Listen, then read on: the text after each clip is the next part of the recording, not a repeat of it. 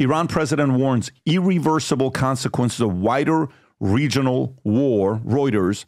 Israel wants to drag the Middle East into a full-blown war by provoking Iran to join the nearly year-old conflict between Israel and Tehran-backed Hezbollah. Again, this is Reuters saying this.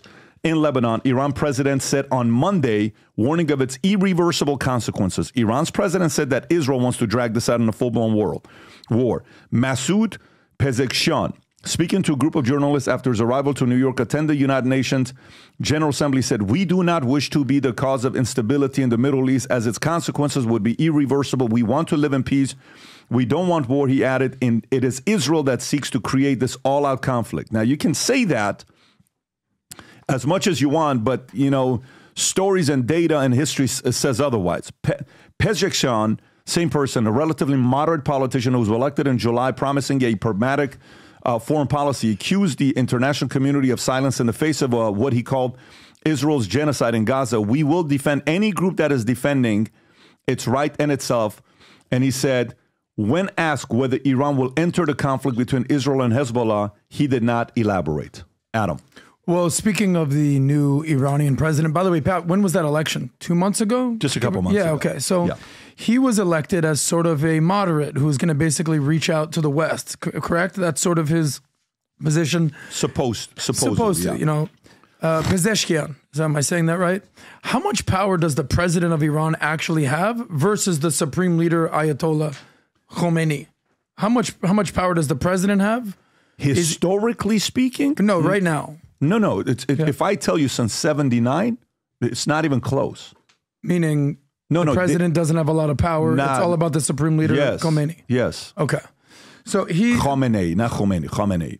Guys, I apologize, listeners. You got to get these pronunciations right. I said Khomeini, but I should have said Khomeini. Yeah. I got to carry that Enye, right? Yeah. That's right. It's like Haktua with a mania. By the way, it's so funny. Yesterday I'm talking to this. In there. Jesus. Rob, did you catch what I did yesterday or no? Because I didn't hear you laugh. I thought you didn't catch it. I didn't want to break because it was so good the way you said it.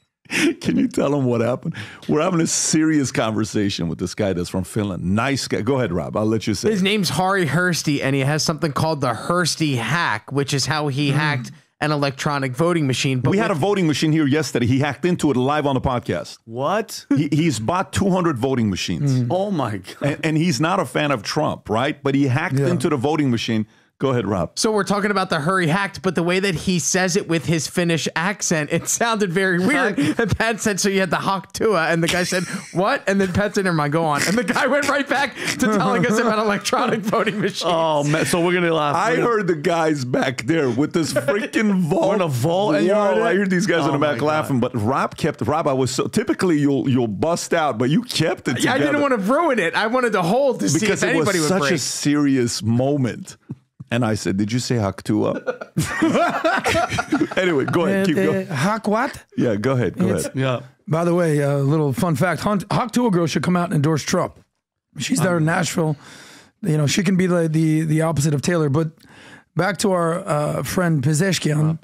I think he's speaking at the UN today here in New York. The president of Iran, the Islamic Republic of Iran, I want to say he's speaking. If you can find that, he's going to be... It was yesterday that it was yesterday. Did he speak? Yes. Okay. So, and then here's the article in the Wall Street Journal. Iran's new president faces a reality check in New York. Masoud Pezeshkian will try to set new foreign policy tone in a speech at the UN, but breakthrough on sanctions relief is unlikely because of their nuclear program. But Pat, here's my question for you. Because you said growing up, I had no respect for Hezbollah. Meaning they were there in Iran already when you were growing up? Yes. They were in... Hezbollah's been around for a long time. Everyone thinks that they're based in, obviously, Lebanon, but they're all over the Middle East. This is sort of the exportation of... all over Iran. If God forbid a woman was shown a little bit of hair, you don't want to know what would happen to these women. Wow. Yeah. No, this is... So what they're going through right now, it's two different ideologies. It's two different philosophies of ways of living, and they're clashing and they're neighbors, okay? You ever lived in an apartment complex where you're living somewhere and you're a peaceful family, like for your own, so you're trying to do whatever you can to take care of your family, financially, everything you're doing, but then the next door neighbors, every day fight, angry, screaming, temperamental, everything leads to a fight. How long can you live in that apartment complex? without a big brawl breaking out all the damn time? How long? And then somebody tries to play the peacemaker constantly. That apartment complex, it's constantly going to be in chaos. But anyways, here's a quick little fun fact. It's kind of giving testament to your story right there. There was an open letter written by Hezbollah in 1985, basically stating its goals. I think we did this about Hamas, their 4 points. Their charter. And here's the quick version of it. We, the sons of Hezbollah nation, whose vanguard God has given victory in Iran, talking about the Ayatollah, were embodied by the Supreme Ayatollah Khomeini.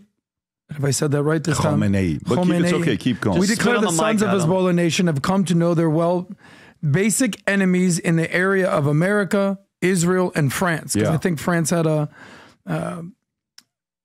colonial relationship with Lebanon at one point. Our confrontation of this entity must, and with its obliteration from existence, we condemn strongly all the plans for mediation between us and Israel.